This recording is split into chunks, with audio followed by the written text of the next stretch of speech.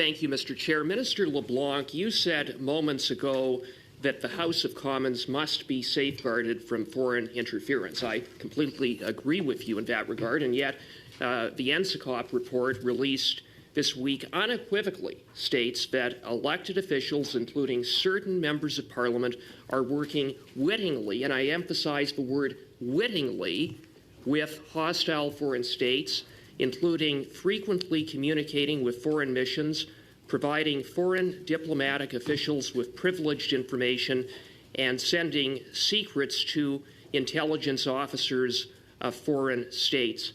I would submit that as long as the Prime Minister continues to cover up the names of these compromised MPs, a dark cloud will continue to hang over this place. So I put it to you again, who are the names of these compromised MPs? Who are they?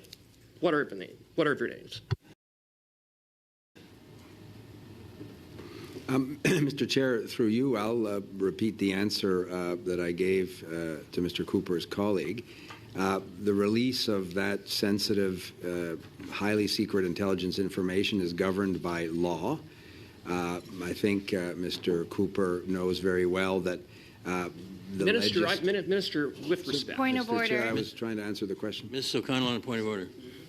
Mr. Chair, perhaps you need to provide a reminder to committee members that questioners must give equal amount of time for the witnesses to answer.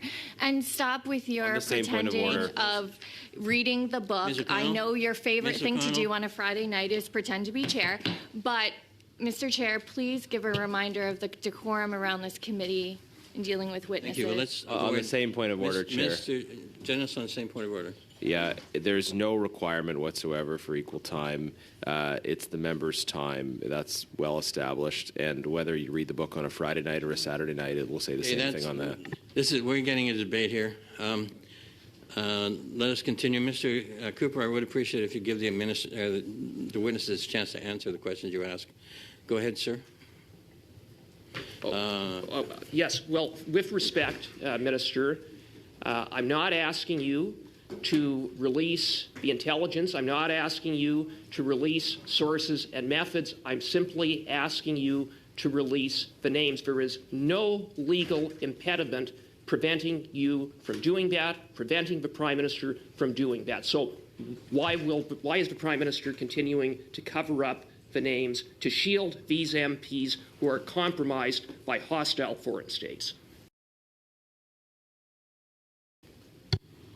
Mr. Chair, far from it. The Prime Minister and our government have strengthened Canada's ability to detect and counter foreign interference. We're discussing today landmark legislation that the committee is working on that would strengthen the ability of our intelligence agencies and the Royal Canadian Mounted Police to do the work of holding those that violate Canadian law to account.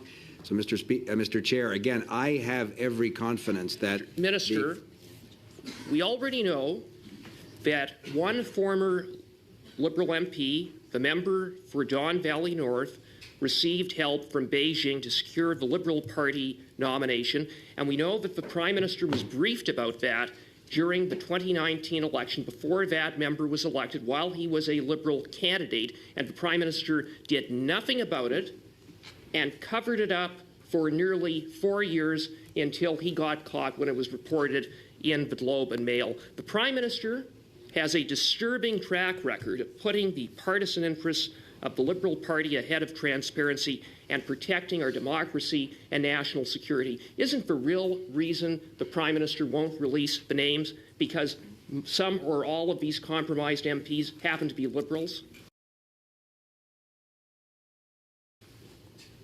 Mr. Chair, through you, I congratulate Mr. Cooper on the clip you probably just tried to get for social media. The simple answer is no. How many compromised MPs are there? Since you won't release the names, how many are there? Just a number. Again, Mr. Chair, Mr. Cooper knows full well that the information that underlies the conclusions of our intelligence agencies or the RCMP is highly protected, sensitive information that often comes with caveats from foreign partners. Minister, I asked you simply for a number. how many compromised MPs are there? Mr. Chair, Mr. Cooper knows very well, and I get the theatrics. He's very good at that. I think he should be perhaps given a gold star for theatrics. But he also knows, Minister, this is about as serious as it gets, that we have members of Parliament working for hostile foreign states. You won't release the names. At the very least, Canadians deserve to know how many MPs are compromised. How many? So, again, Mr. Chair, I explained earlier this week, and perhaps if Mr. Cooper is interested, the director of CSIS or others could explain the challenge of taking... Minister, perhaps we can narrow it down. Are any in Cabinet? Are any sitting around the Cabinet table? Mr. Chair, Mr. Cooper can pretend to be a prosecutor if he wants. I was pretending to be anything. I'm asking you a very straightforward question as to how many compromised MPs there are, and are any in Cabinet? Just an answer. Thank you, Mr. Cooper. That's your time. The minister may answer if he wishes. No, Mr. Cooper doesn't seem to be interested in the answer. He's more interested in interrupting, so we'll go to the next question. Well, I didn't answer.